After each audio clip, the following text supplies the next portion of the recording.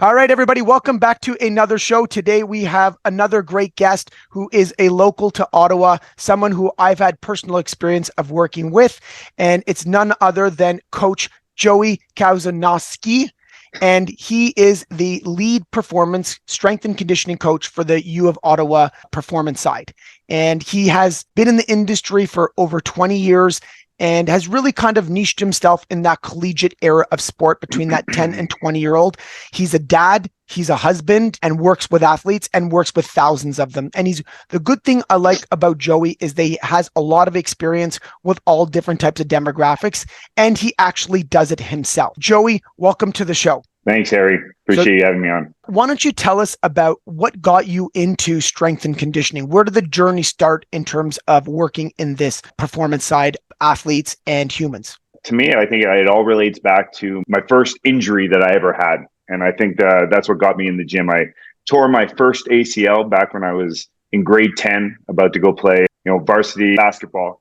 And I remember at that time, the doctor saying that I'd never play sports again. And it crushed me, but it got me motivated. It got me into the gym. And I started going to the gym 5 days a week ever since grade 10. And I've really never stopped. And I started getting into it through university, did my undergrad in human kinetics at the University of Ottawa, a master's of kinesiology at the University of Calgary. Just started getting into more and more high performance training and putting myself in that environment, kept on building it from there. It's amazing to think that was probably about 30 years ago, about 20 years ago when you did that, and they said that you would never work out again. Where did this whole theory of... I think it was definitely something that I remember in the early 90s, kind of, I was a swimmer. That was my first sport that I was really into, and going to the gym for the first time. I think I was like 13 years old when I was kind of first introduced to the weight room itself. And I remember even like trying to get into gyms, and it was kind of like kids under 16 were banned.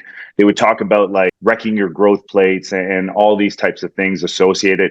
Really, I think it was probably about they didn't want to have kids under 16 years old getting into gyms and causing a muck. And you know what I mean? Like, I think that was probably more the issue.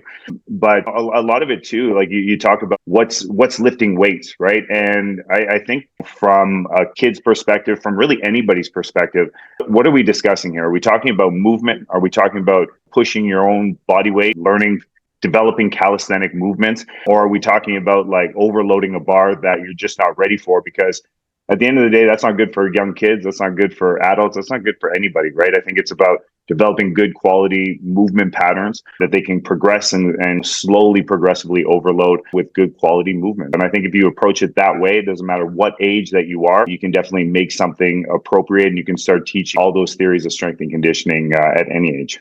So what do you mean by movement? I know it sounds like a really ridiculous question, but I know you move your body. I've seen you work with your clients, and you've put me through a workout, and it's obviously different than what most people think. What would you mean by movement to progressive overload? Like, explain to us kind of like a step-by-step process of what that would entail.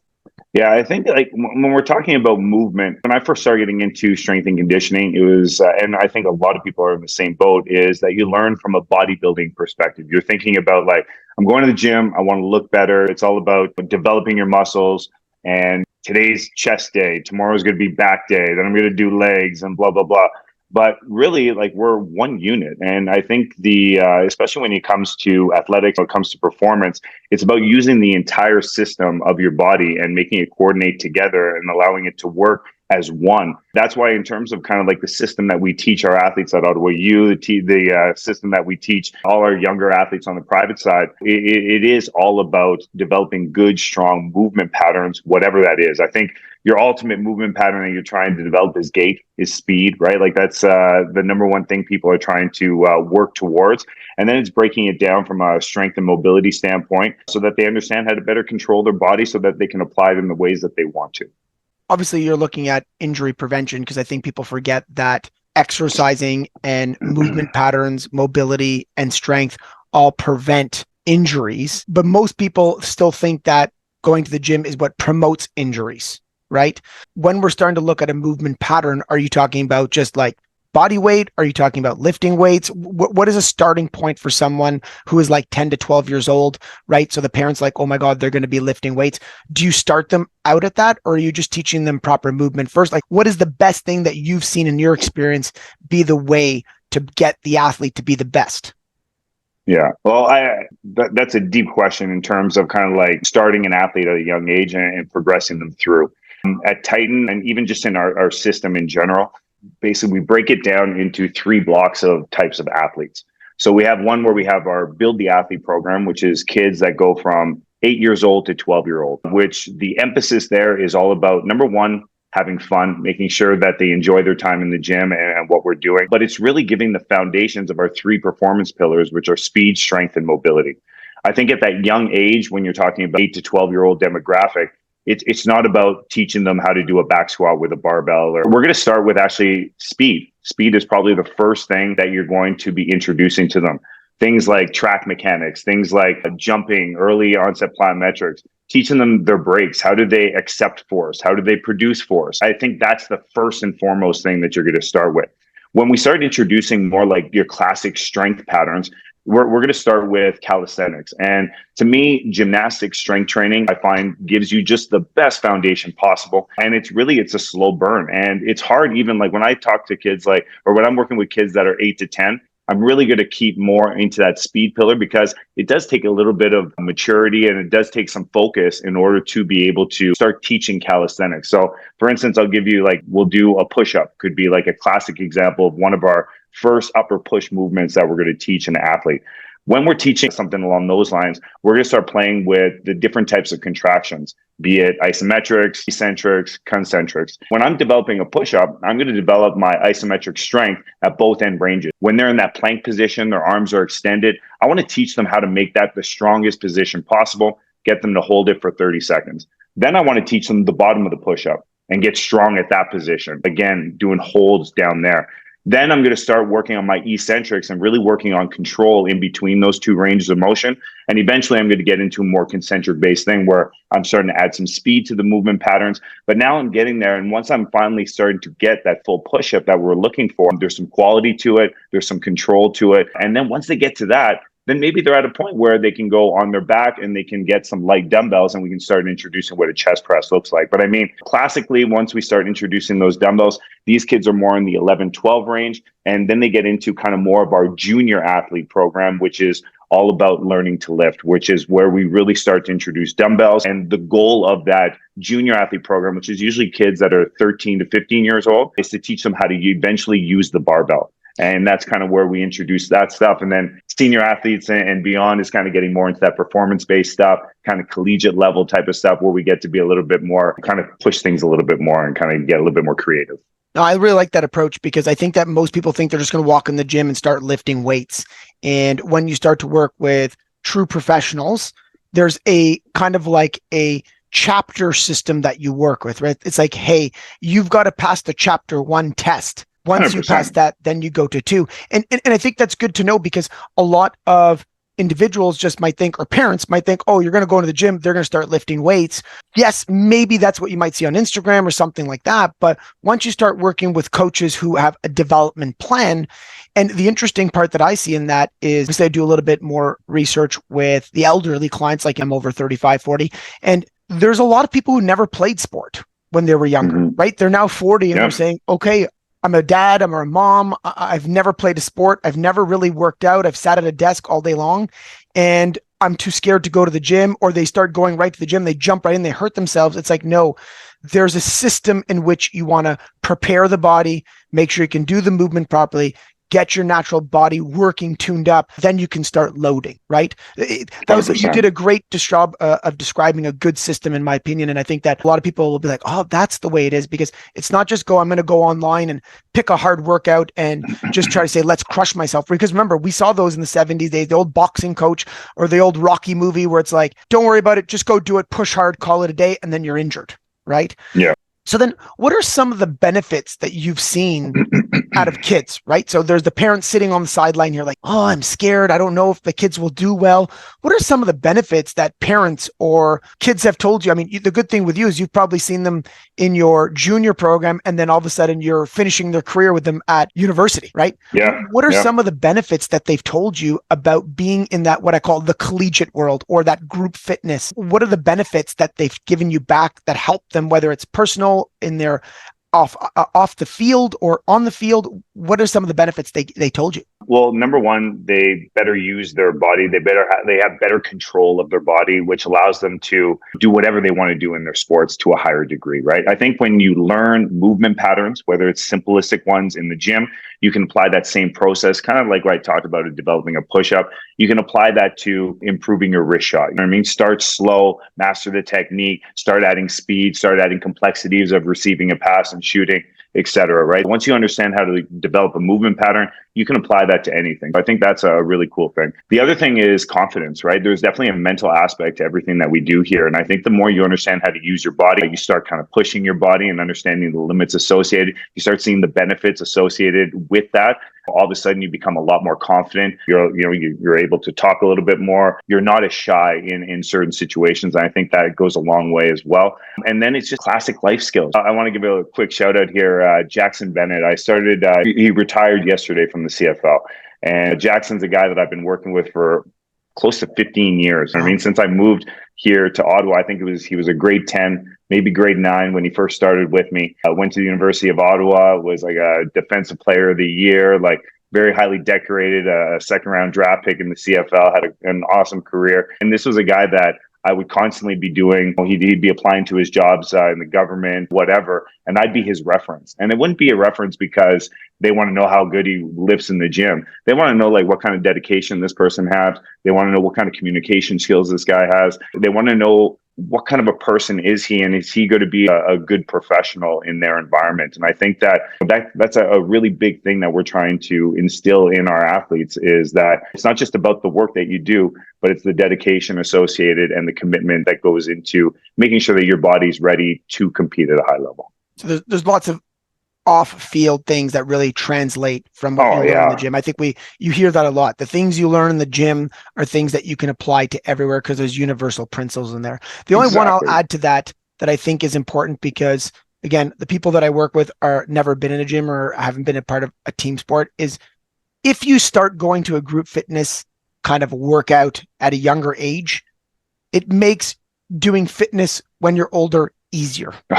It's one of our whys, right? Like at Ottawa U, like when we're developing coaches and stuff, one of our whys that we do it is movement for life. We like, especially like, I know for me, one of my best times of my week is going to play hockey or going to play slow pitch or golf with my buddies and hanging out, competing and having fun. And it's like, I want to do that as long as I possibly can, right? And 100%, the more you get into it at a young age, the more that's just what you do. And that's a part of what your routine is. Speaking on that whole movement for life, what are probably one or two mobility exercise? So I'll break it down. What would be one good mobility exercise for the upper body, and what would be one good mobility exercise for the lower body for every age prior to doing some type of activity? Someone like you who, like, say you're sitting at a desk all day and you're like, I'm going to go golf at 5 o'clock. What could I do? Or to the teenager who is playing Nintendo and then all of a sudden is like, hey, we're going to go for a half an hour bike ride. What are one for the upper body, one for the lower body? What would be something that you would use as a warm up or a mobility exercise to get the body ready for that? Definitely tough to kind of rank it down. Yeah. But in terms of kind of like our mobility pillar, right? You talk about our system. We break that down into structure work that we do, which kind of covers the whole body. And we break the body down into actually upper, spine, and lower body. Kind of having something from each of those categories would definitely be real positive. When it comes to habits, though, one of the biggest habits that we teach all our athletes is our daily full body mobilization. That's actually a head to toe routine that takes 5 minutes, that gets you hitting all your joints and gets you to move all those joints through a range of motion, right? Movement is medicine. You want to avoid the sitting disease. You want to continue to keep your body feeling good. You got to move your entire body. And there are certain movements that you can get a bigger bang for your buck. The one that I love is the squat to pike, because there's just so many things that you can do from them and so many extra movement patterns. I'm down in my squat hold. I can, move my spine in multiple kind of positions. I can get my arms moving. I get into my pike where I get my legs locked out and my bum up in the air, try and have my hands on the ground. I can work on my wrists. I can work on opening up my back. There's those are big benefits. But when I'm looking at like an actual habit that we're trying to produce and trying to instill, to me, it's this full body mobilization. And it goes from like neck circles, something easy just to kind of feel it, goes to like shoulder and arm circles, wrist circles, just getting your hands going in a good direction. From a spinal perspective, thinking about like bending side to side, flexing, extending, twisting, getting your spine to move in all the movement patterns that's appropriate. And then from a lower body perspective, something for your hips, whether it's hip circles, even just like leg raises to the side, and then some type of squatting movement, whether it's 2-leg or single leg, some type of hinge movement, 2-leg or single leg, and then something in the frontal plane where you're opening up your groin, challenging your hips like that, and then obviously something for your feet and ankles. I think that full body mobilization is probably really, if I was going to break it down as to like the one thing that I do on a daily basis before every workout, it is that. And I do it a ton because I'm teaching it in my classes and things of that nature. And I would say that if there's one thing that's kept me kind of healthy and that's kept me feeling good is just constant movement and constantly addressing my body. Let's just so we have a better clear, because I want to make sure that people can take that from here. Let's just say you take your stopwatch on your watch, throw it on 30 seconds, and you can put on auto, right? Where it just beeps for you. So you'd start with neck circles, then you'd start with big arms, shoulder circles, then arm circles, then wrist circles. Then it would be, let's say, touch your toes, touch your side, touch your side, touch your toes, touch your toes, to down into a squat, right? Maybe, or like you've just worked on your hips, maybe even or a lunge, right? Just back and forth. That would be the classic one I do, is my split squat, kind of like a lunge forward with that back leg locked out. Then I get into like a Cossack, kind of getting more of that lateral plane, that frontal within that. You just do a side plane. Right? And that doesn't have to be lunge. Dramatic. It could just be like, hey, whatever you feel comfortable. You go to your end range. You go to what you feel is good for you. You know what I mean? You touch that end range and just see how far it is. And classically, you start touching those end ranges, and day by day, week by week, those end ranges get a little bit bigger, get a little bit longer. You know what I mean? So and you get a little bit more comfortable. So you could do a single leg RDL. So like a side lunge. RDL. So let's say do side lunge to angle, straight, left, right, and then back, and then you could do backwards. So you start backwards, forwards, around, like I'm just trying to think of like a client going through a clock, then touch your toes 10 times, right? Then down on the floor. What would they do from there? Well, even before getting down on the floor, I don't even think you need to. You could be doing like something like a calf raise series. Feet forward, do 10 calf raises, feet in a V, feet in a triangle, maybe lift your toes up, get some tib ant raises, some ankle circles, get those feet feeling good, get those ankles good, and you're ready to rock and roll. Okay, so that's not bad. That's probably like 6-7 exercises, 30 seconds each, less than 5 minutes, whole body's feeling better and much more warmed up. That's awesome. Then in terms of your non-negotiables, I mean, you're over the age of, can I say over the age of 40, right? Two kids, definitely. 2 kids, husband, owns his own business, obviously in the gym all the time. What are 3 non-negotiables you do for your health on a daily basis anywhere in the world? I move. I do my full body mobilization. Like I said, I got 5 minutes. Like that full body mobilization could be a 5-minute thing. It could be a 2-minute thing. It could be a 15-minute thing. You know what I mean? 20-minute thing. I can extend that thing and make it as big as I want to. But regardless, I've got to move every single day, whether it's playing hockey, whether it's getting into the gym for my daily workout, whether it's, just getting a full body mobilization, heck, whether it's getting outside and doing yard work, I'm doing some type of movement, right? That would be number 1. Number 2 would probably be just in terms of nutrition. I drink a ton of water, try and stay as hydrated as I can, and protein. Make sure I'm getting my protein in me after my workouts and making sure that my body's rebuilding. And in terms of a third one is it's got to be for my mind. I've got to, like, for me, I'm very organized. I'm very process oriented. And one of the things that I'm doing is I'm constantly adjusting my to-do list. What's on the docket for today? What do I got to get done this week? What's in the big picture? How am I organizing myself? And I try and do that on a daily basis where I keep on top of what needs to get done so that I continue to move forward. That's awesome. That's great. So you have a daily checklist that you look over as your like deliberate prevention of like anxiety and making sure everything gets done. You make sure that everything you do in a day is towards a goal and you're deliberate of making sure that it's organized. Right now, I think that's 100%. I think too many people wing everything, right? Wing their nutrition, wing their workouts, wing their day. You ask them, what are you doing today? What are you eating today? I have no idea. It's like, that's not going to work. Or when do you work out? I don't know. I just work out whenever I can. It's like, there's just got to be Exactly. some windows that we can do. Well, that was great. Where could people get a hold of you if they wanted to get more information about children, strength, that development program that you talked about? I'm guessing you have that for kids, but you also have that for adults and seniors as well. For sure, for Right. sure. The gym that I work at is Titan Performance Center. You can reach us at titanperformance.ca online. You can also get us on Instagram at Titan_perform.